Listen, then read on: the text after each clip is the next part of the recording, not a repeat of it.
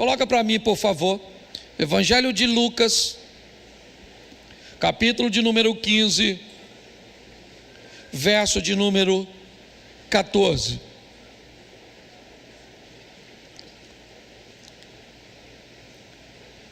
Depois de ter consumido tudo, sobreveio àquele país uma grande fome e começou a passar necessidades.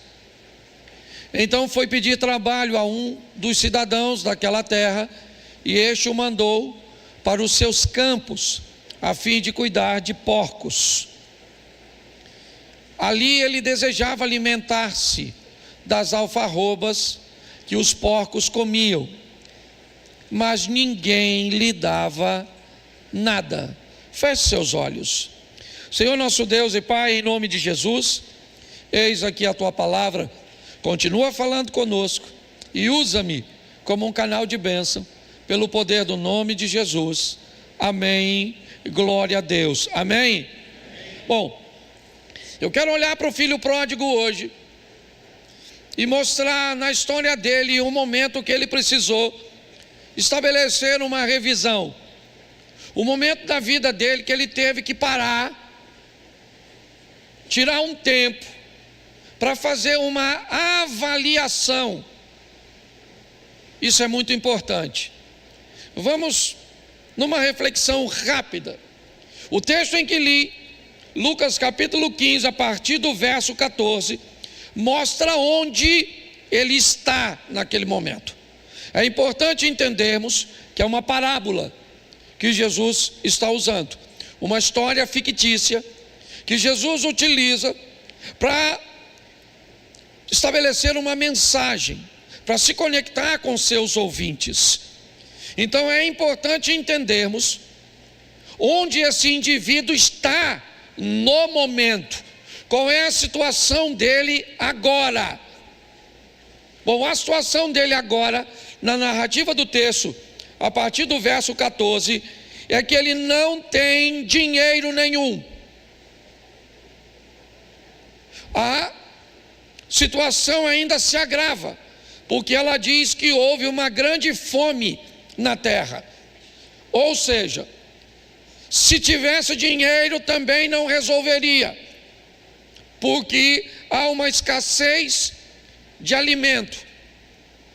Então ele não tem dinheiro, e mesmo que tivesse, me parece que não adiantaria bastante, ou não adiantaria muito, porque o ambiente que Jesus está descrevendo é um ambiente onde a fome é grande. Houve uma grande fome na terra, onde ele começa a passar necessidades. Que tipo de necessidades são essas? O filho pródigo não está preocupado com a conta de luz, água, internet. Ele não está preocupado com o seguro do carro, o aluguel da casa. Não! Todas essas preocupações são preocupações, sim, mas tem uma que é muito maior do que todas elas. Qual a preocupação, pastor? A com comida. Se você estiver sentado aí agora, preocupado com o que você vai almoçar amanhã, aí você está com um problema.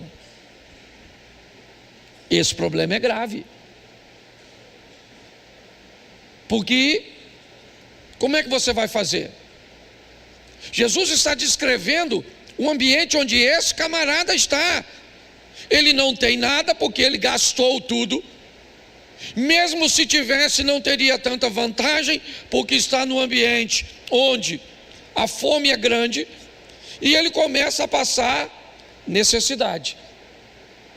Mas, segundo Jesus, há algumas pessoas que estão bem melhor do que ele, porque aprendeu a administrar as coisas. Elas têm porcos, então já deu para notar que o dono do porco não vai morrer de fome, porque tem um porco para comer.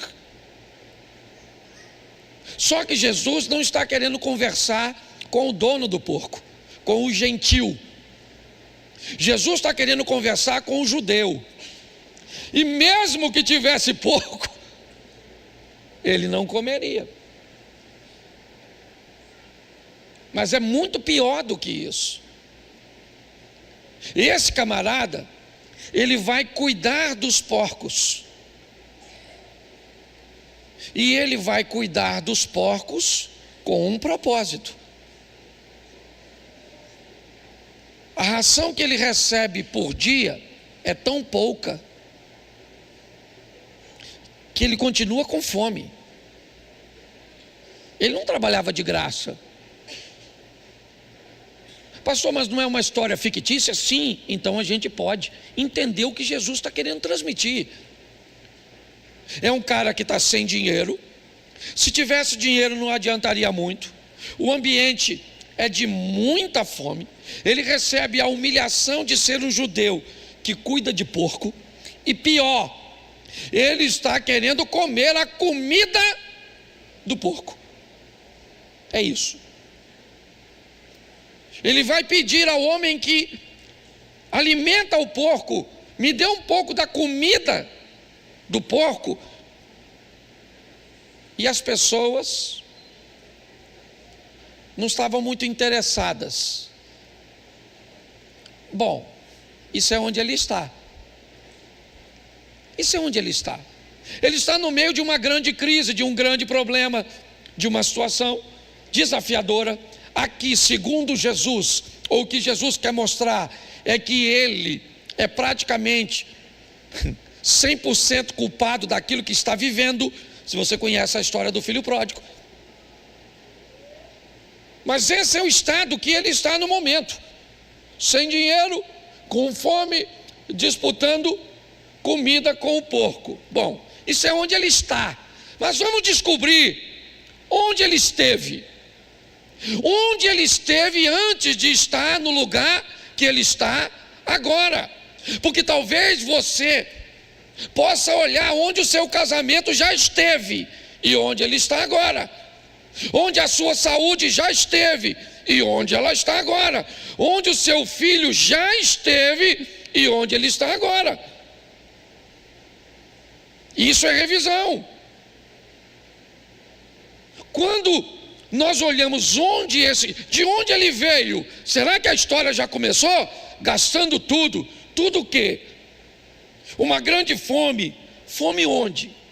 Cheio de necessidade. Onde? Humilhação. Onde? Onde ele está agora, não onde ele esteve antes. O verso de número 17 faz ele dar uma olhada no passado. Eu vou usar o verso 2 vezes. Quantos trabalhadores de meu pai têm pão com, e eu estou morrendo de fome? Preste atenção. Esse rapazinho aqui agora, ou o que Jesus está querendo talvez falar comigo ou com você agora, já que o rapaz não existe de fato, o que existe são pessoas que jogam tudo fora, que viram as costas para um ambiente ordeiro, satisfatório, amigável, para compartilhar momentos como esse, de sofrimento. Onde ele esteve? Ele esteve na casa do pai. Num ambiente onde ele mesmo diz: quantos empregados do meu pai têm pão com fartura, e eu aqui pereço de fome. Olha só, é a descrição dele. Ele está dizendo: por que eu estou aqui vivendo isso, se eu já tive vivendo tanta coisa legal? Quando um casal vem falar comigo sobre divórcio, a primeira pergunta que eu faço: quantos anos você tem de casado? A segunda: durante quanto tempo foi bom? Quanto tempo foi legal? Quanto tempo? Será que foram apenas 5 meses? 1 ano? 2 anos? 5 anos? Quanto tempo foi legal? Talvez o que as pessoas consigam fazer com muita maestria é narrar onde estão, mas são incapazes de olhar para onde estiveram. Dá uma olhada. Foi o que ele fez. Na casa do meu pai tem pão com fartura, e eu aqui onde eu estou pereço de fome. Tá certo, tá bom. Pessoas cometem erros, pessoas cometem falhas. Nós não somos perfeitos. Você corre o risco de fazer um negócio mal feito. Você corre o risco de cometer um erro ao contar um segredo para alguém, a fazer alguma coisa que te traga danos, prejuízos. Pô, mas eu estava tão legal e eu acabei fazendo isso e entrei nesse buraco. Tá certo, eu não estou pedindo perfeição de ninguém, não é isso. Mas é importante nós entendermos que nem sempre estivemos onde estamos agora. E talvez o lugar que estamos agora seja pior do que onde estivemos ontem. Se for melhor, faça uma manutenção. Se for melhor, cuide. Talvez se você olhar para seu casamento há alguns anos atrás, ele é muito pior do que é hoje. Se você olhar para seus filhos, estavam perdidos, hoje está no caminho do Senhor. Você estava desempregado, hoje está empregado. Quando você olha para trás e faz uma leitura, talvez hoje, certo, as coisas estejam muito mais organizadas. E se estiverem, a Bíblia diz: aquele que está de pé, faça uma manutenção para não cair. Mas essa não é uma história desse tipo. Essa é a história de alguém que esteve na casa do pai, gozava da proteção do pai, certo? Gozava dos benefícios do pai, tirava proveito de tudo o que o pai lhe oferecia, mas ele quis viver a própria vida, cometeu erros. E agora, como é que nós vamos tratar esse tipo de pessoa? Será que é isso que Jesus está querendo, nos mostrar? Porque primeiro eu mostrei para você onde o rapaz está agora. Depois eu mostrei a você onde ele esteve antes de estar nessa situação. Mas será? Qual é o próximo passo que Jesus quer conduzir seus ouvintes nessa história? Ele ainda continua no verso de número 17. A primeira parte diz assim: então, caindo em si. Bom, esse é um momento muito especial dessa história, que vai definir onde o sujeito dessa história deseja estar. Ele já esteve bem, hoje está mal, mas ele quer voltar a estar bem. A turma que trabalha com psicanálise aí sabe disso. Como é que você muda a vida de alguém que está satisfeito mesmo no ambiente que está? Não tem como mudar. As pessoas não querem mudança. Para se mudar precisa querer mudar. O que ele faz? Ele tira um tempo. Um tempo onde? Provavelmente olhando o porco comer, olhando o ambiente ruim que ele está. E naquele ambiente ruim ele tem uma visão. De onde? De onde ele esteve. Na casa de meu pai, até os empregados têm pão com fartura, e eu aqui morro de fome. Tá certo, é bom. Ele fez uma revisão, ele deu uma olhada lá na casa do meu pai, tem pão, e eu aqui morro de fome e vou morrer de fome? Não, ele disse: eu vou me levantar. Ao avaliar, ele cai em si. Eu gosto disso, porque é como se o rapaz olhasse para ele, visse onde ele está, onde ele esteve, quem o trouxe para aquele lugar, e ele disse: eu vou sair daqui. Deus te trouxe hoje aqui para dizer uma coisa para você.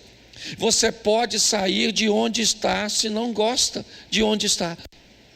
A decisão é sua. Você não gosta? O que foi? Você está num ambiente ruim? Ele não é seu destino. Você pode tomar uma providência. O que ele faz é isso. Ele para e avalia. Ele olha e ele descobre que tem um lugar que, apesar da crise, as coisas ainda continuam organizadas. Apesar da fome, lá ainda tem comida.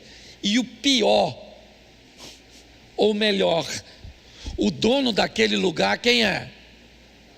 O dono daquele lugar quem é? É o pai dele.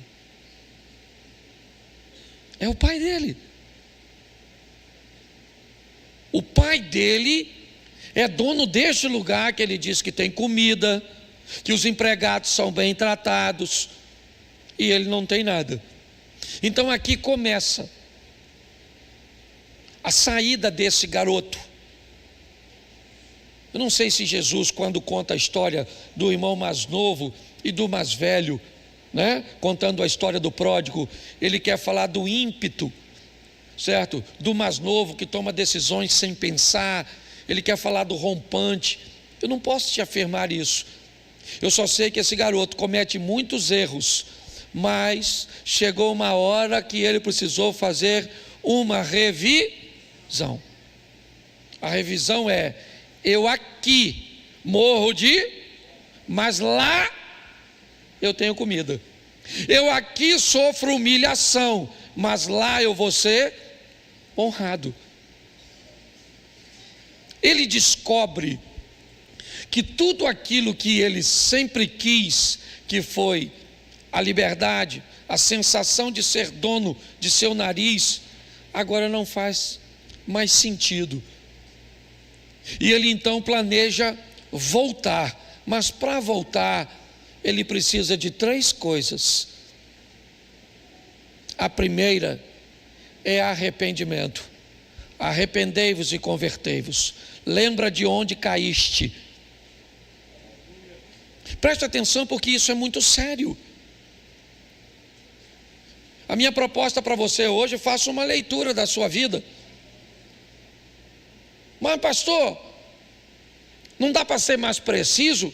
É claro, na área onde você, certo, observou que está sofrendo. O que é?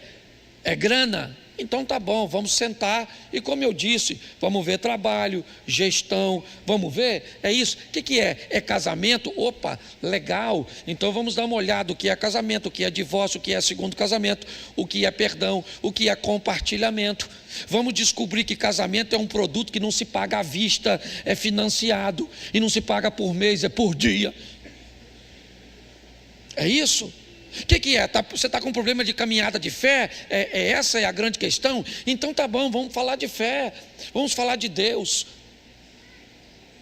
Vamos estabelecer um ambiente onde você possa, certo, revisar as coisas, dar uma revisada no seu comportamento e por que as coisas estão acontecendo. Mas onde? Na área que você indica sofrimento, perda, dano, humilhação, é só isso.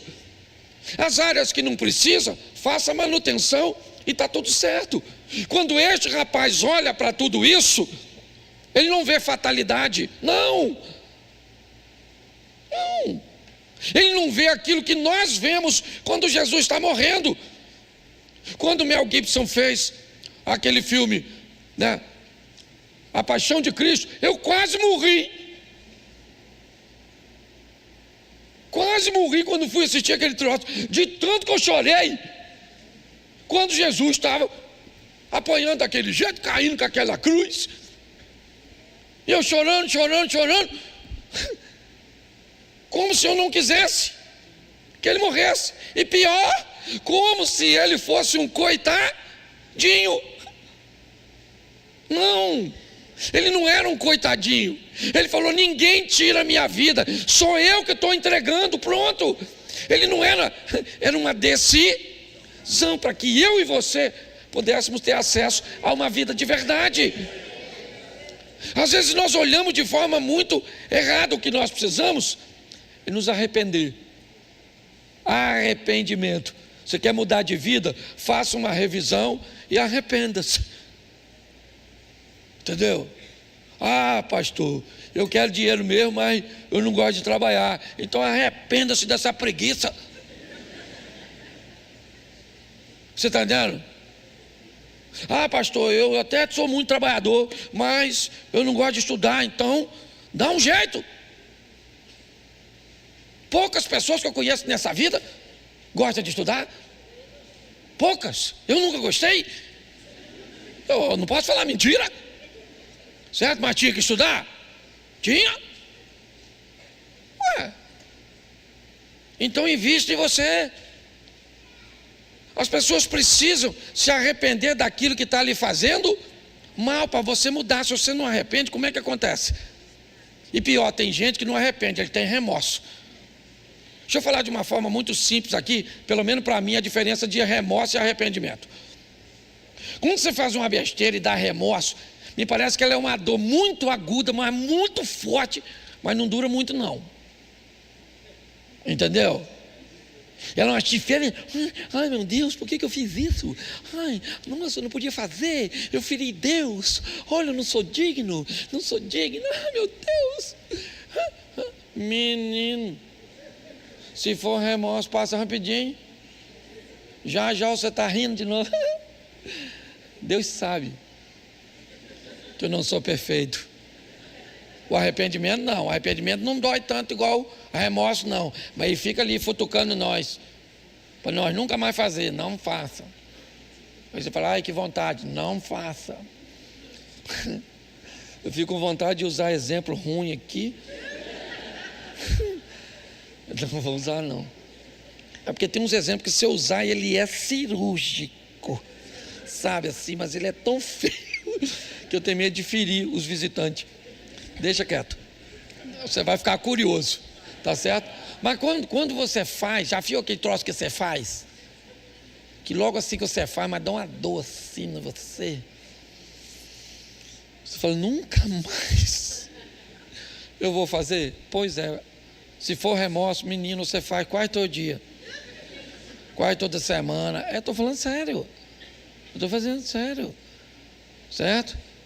Eu já tive problema com algumas coisas que não é difícil para de fazer. E era remorso. Depois que você se arrepende, a dor não vem muito forte na hora não. Mas ela fica ali. E aí você olha para ela toda vez que vai fazer e fala, não vou fazer não. Estou com vontade de fazer. Bom, não vou. Não vou. Arrependimento. Se você não arrepender, meu filho, você não muda de vida.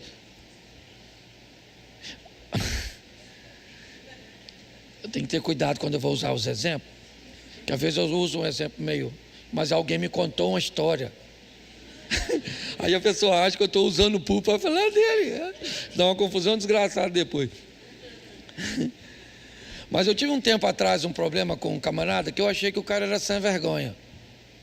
E eu vim de um ambiente de se vergonhice. E se tem uma coisa com sem vergonha, é apto. É para conhecer outros sem vergonha. Eu fui criado nessa vergonhice. Minha família não... Só Jesus. Certo? E eu falei, esse malandro, isso é... Aí ele deu uma pernada na mulher dele. Aí a mulher dele falou que vinha... Eu largar ele e veio falar comigo. Sabe quando você vê que o cara... Ele não está arrependido dele que fez, ele está arrependido que foi descoberto. A vida, pensa numa vida difícil, vida de pastor. É. Porque ele tem que ajudar os outros a ir para o céu e não ir para o inferno. Senão vai, é verdade. E aí eu falei para ela, não moço, dá uma chance para ele, mas não acreditava muito não. E ele, não, que agora... Demorou um tempo, sabe o que ele fez? Deu outra pernada nela. Aí não adiantava mais pedir ajuda para o santo aqui, né? Que o santo aqui já tinha queimado o cartucho. Aí foi pedir outro santo. Aí foi para outro santo. E aí o outro santo falou, não rapaz, tem chance para tu. E a mulher dele veio falar com esse santo aqui. Aí eu falei, dona, pode falar com a senhora? Larga essa peste. Eu falei, não posso mentir. Eu não estou aqui para botar ninguém. O indivíduo sabe que precisa mudar e não muda. É uma besta quadrada. Eu estou falando assim porque eu não estou falando nome, tá bom? Por isso que pode.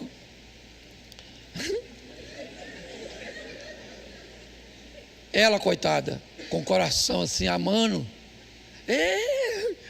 Porque o mundo é esquisito. Se o cara é bonito, é um gato. Se é mau caráter, é um cachorro.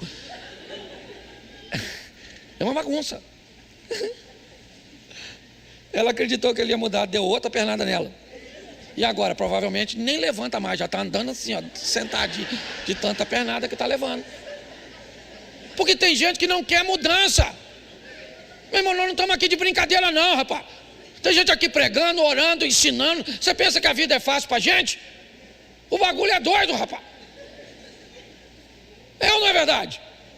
O negócio é difícil. Aí a gente encontra gente de molecagem, não quer arrepender, vai para o inferno.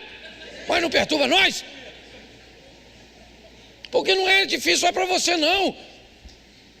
Ele olhou e disse: eu não quero estar onde eu estou. Então Deus disse: eu vou tirar você daí.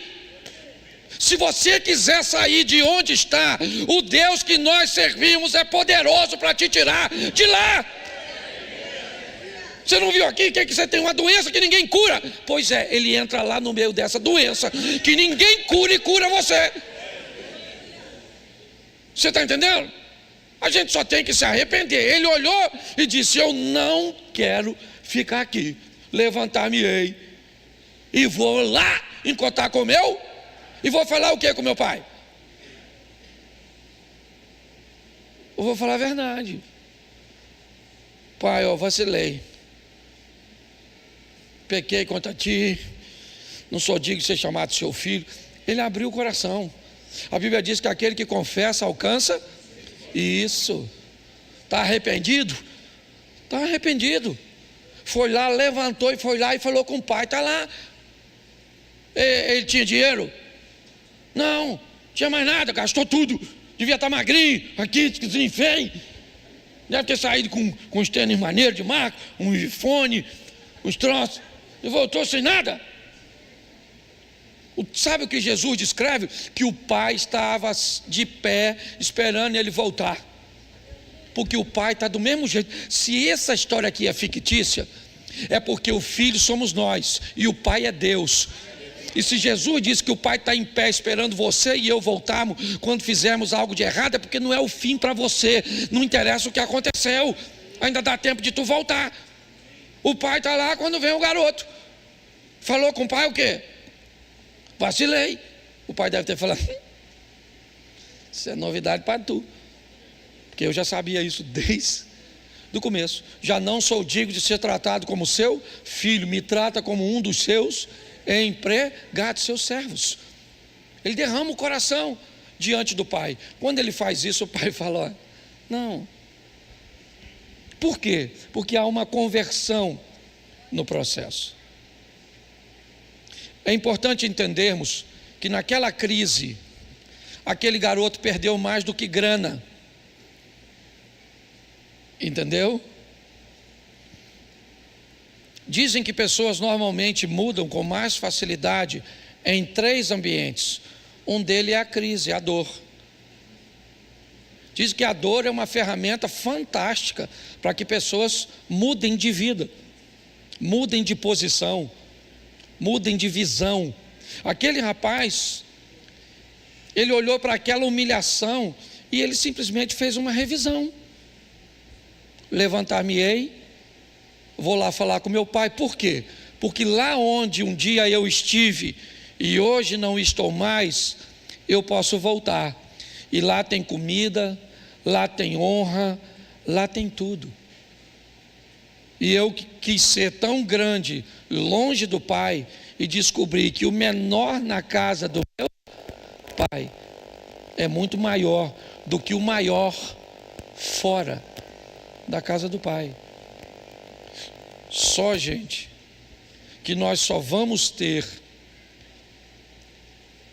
esse caminho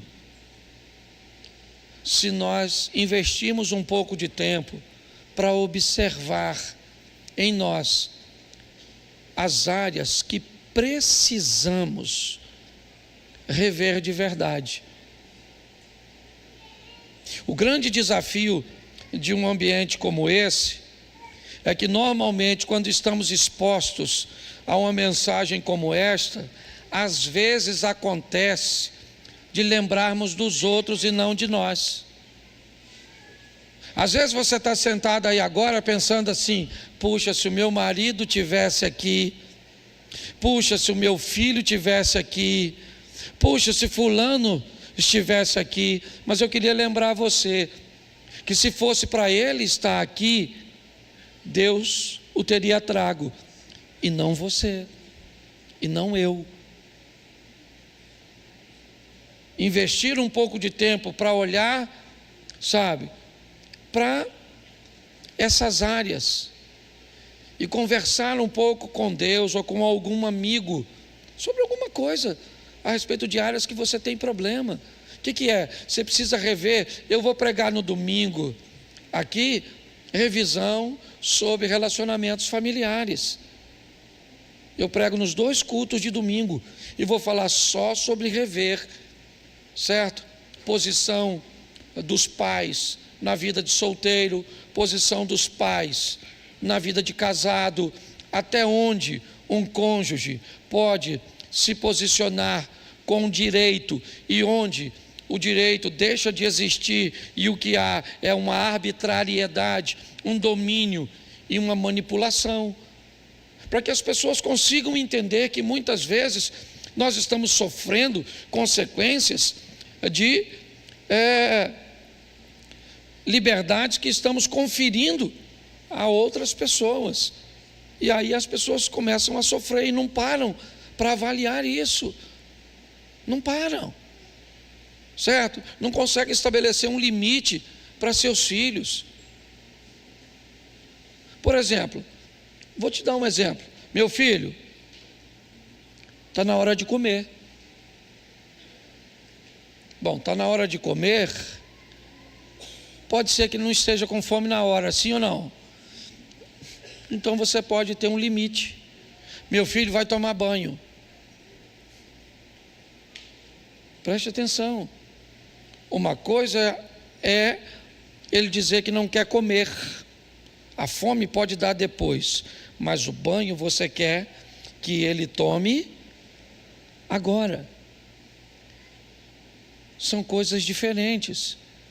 Você pode negociar a comida, mas não pode negociar o banho. Minha netinha estava aqui, nós ficamos 27 dias morando na mesma casa, agora quando viajamos de férias.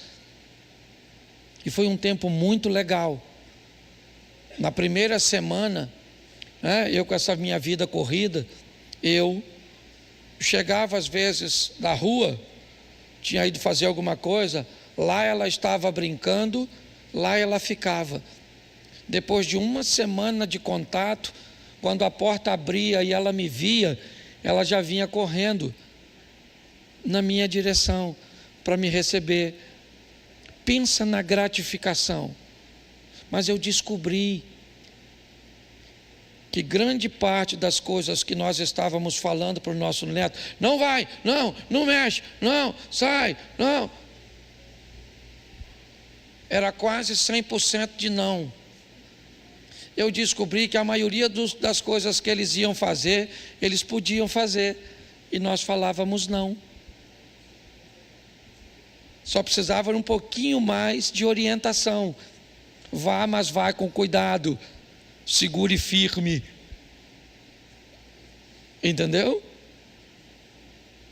E aí, ela descobria que podia continuar fazendo. E eu fiquei olhando aquilo e revendo, muitas vezes, a maneira que nós criamos os nossos filhos, que nós estabelecemos limites, que nós damos limite para nossos pais, para os nossos filhos, a maneira que conduzimos. Nós precisamos, gente, é urgente, precisamos rever o que estamos ouvindo, rever o que estamos lendo, porque está muito difícil. Vocês saem daqui agora. Sabe quando vocês voltam aqui? Domingo. Sabe que horas? Né? Ou quanto tempo? 1h30, 2 horas. Eu fico pensando se a última vez que você esteve aqui foi domingo. Aí segunda, terça, quarta, o dia todo.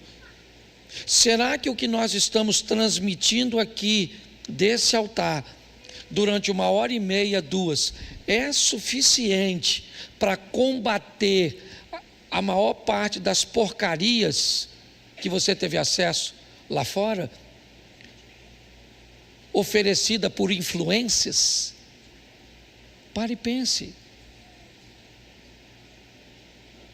É um ambiente para nós revermos, se não é por isso que estamos enfrentando tantos problemas. Gaste um tempo para rever sua vida profissional, seu relacionamento com Deus, sua postura como esposa, sua postura como marido, sua postura como crente, sua postura como filho, sua postura como pai. Certo? Retire um pouco de tempo para que você faça uma revisão. Olhou onde eu estou hoje? Não está legal. Eu já estive num lugar bom, então para lá que eu vou voltar. Levantar-me-ei, irei ter com meu Pai. A minha proposta vai ser sempre essa durante este ano. Posso ouvir um amém? Amém.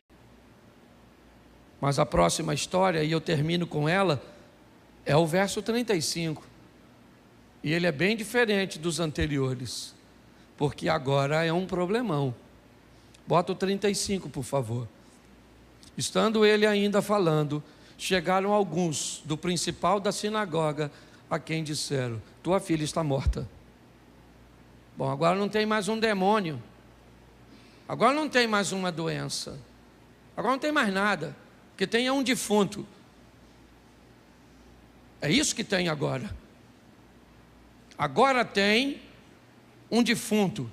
E quem é o defunto? É um homem? Não.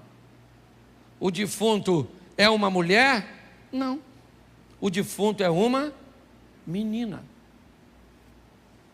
Isso. Uma garota.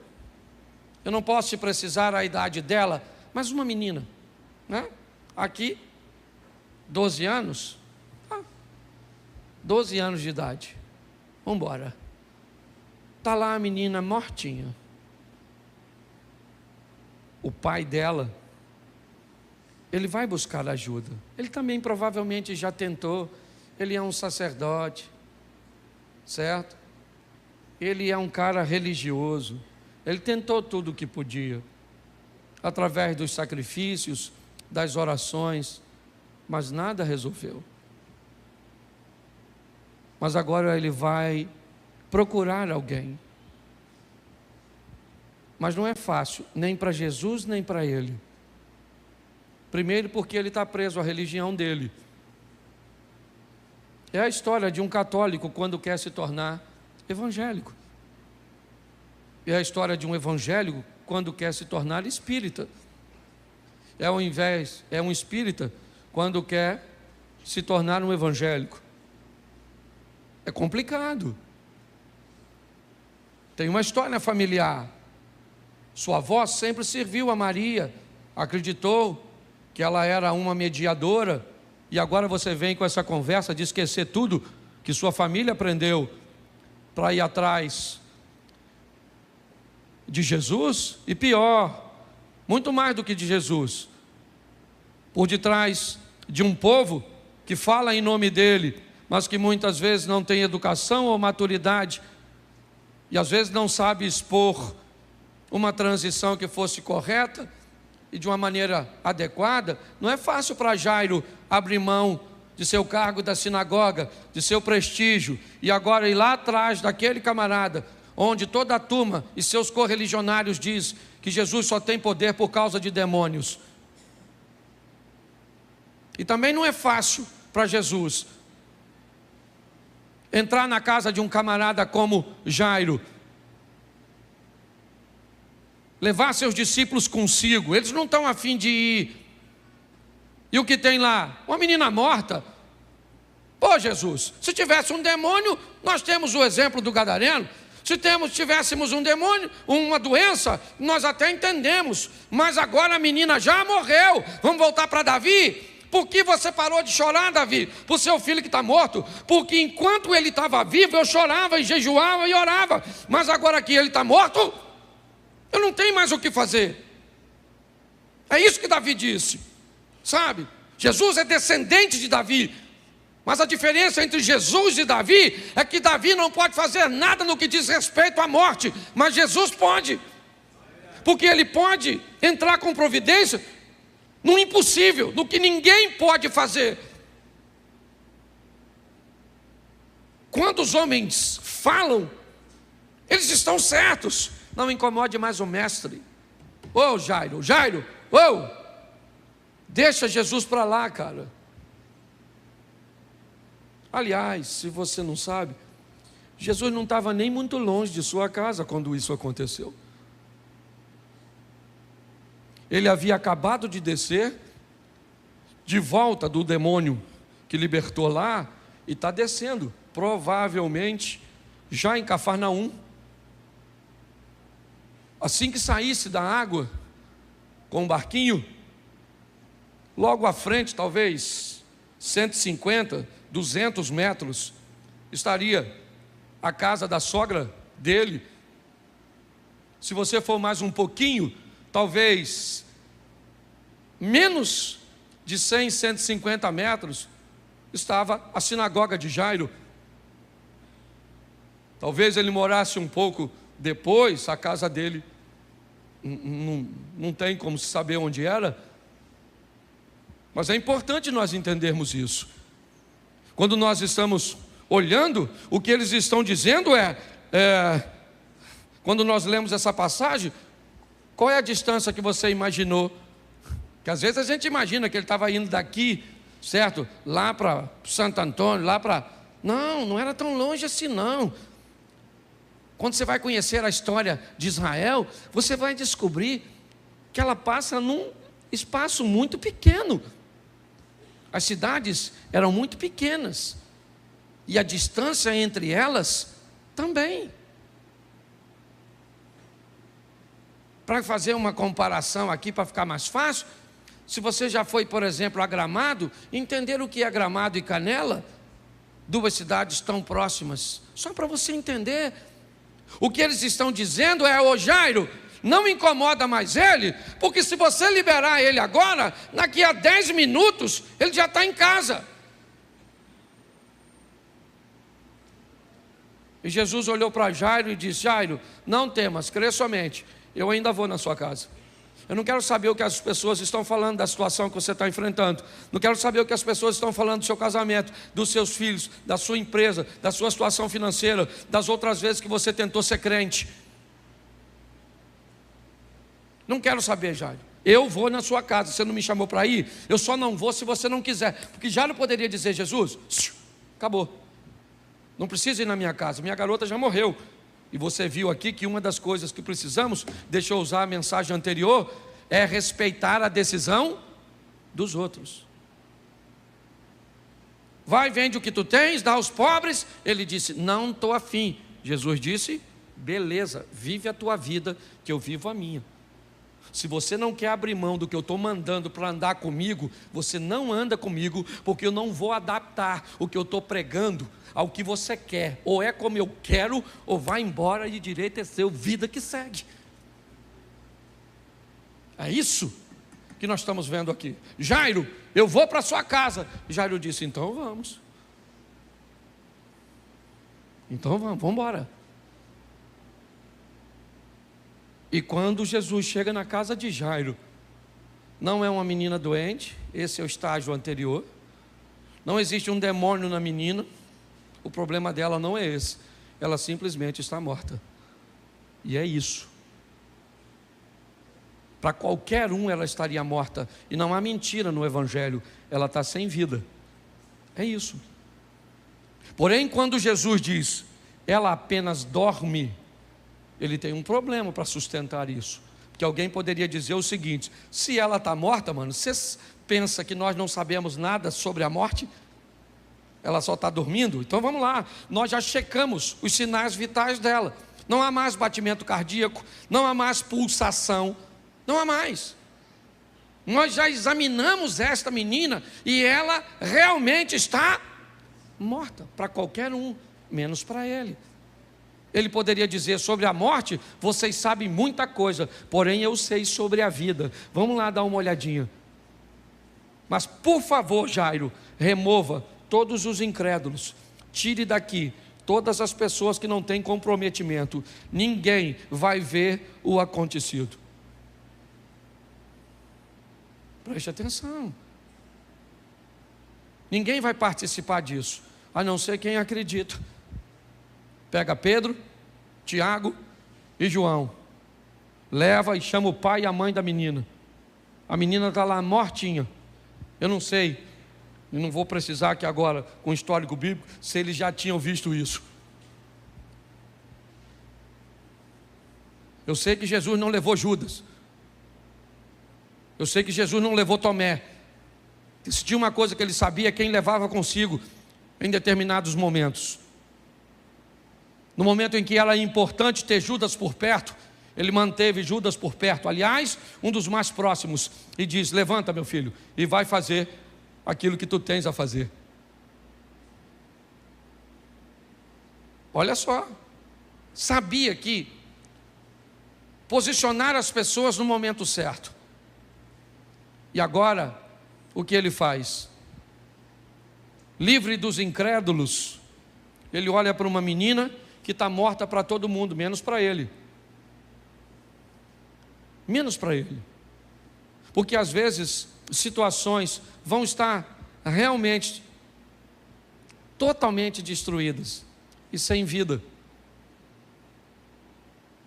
Tem casamentos que a minha vontade é falar: cara, acabou. Tem situações financeiras que a minha vontade é falar: acabou.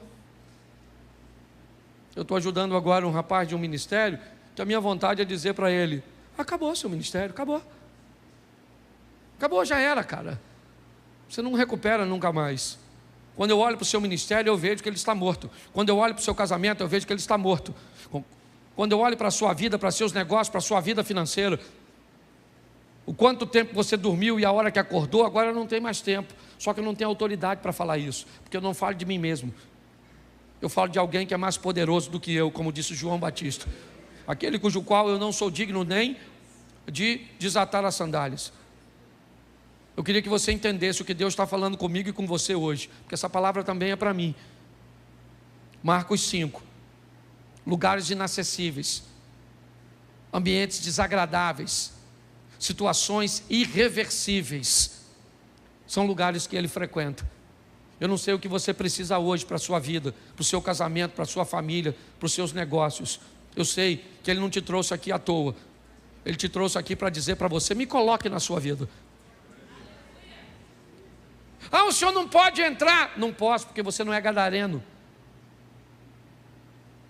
Eu não posso. Você é Jairo? Então levanta, rompa e quebre paradigmas.